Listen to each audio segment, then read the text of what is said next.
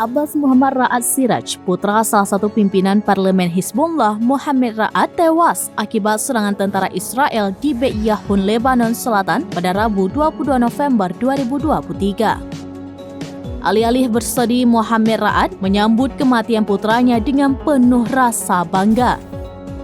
Ia bahkan mengucapkan selamat kepada putranya karena mati syahid.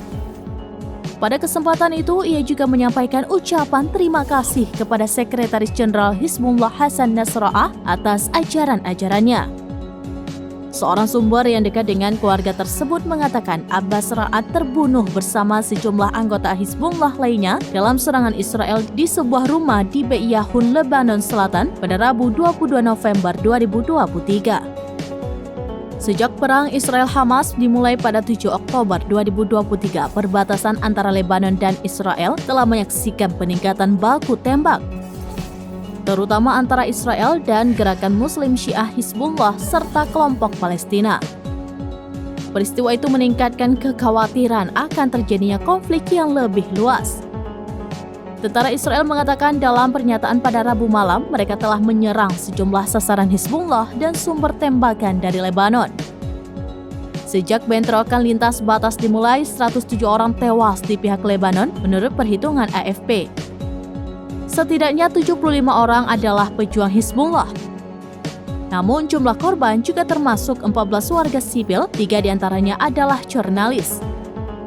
Jelang gencatan senjata, Hizbullah terus melancarkan serangan ke Israel. Hizbullah meluncurkan puluhan roket ke Israel Utara pada hari Kamis 23 November 2023. Roket-roket tersebut diluncurkan Hizbullah sehari jelang kesepakatan gencatan senjata antara Hamas dan Israel. Akibatnya ribuan orang di kota-kota dan komunitas Yahudi di utara bergegas ke tempat perlindungan.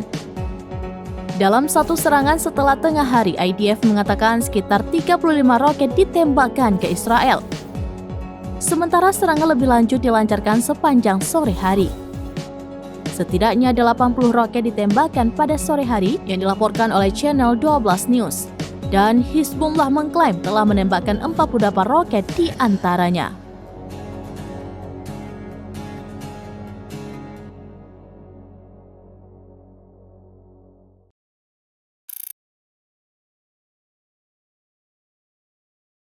Download Tribun X sekarang, menghadirkan lokal menjadi Indonesia.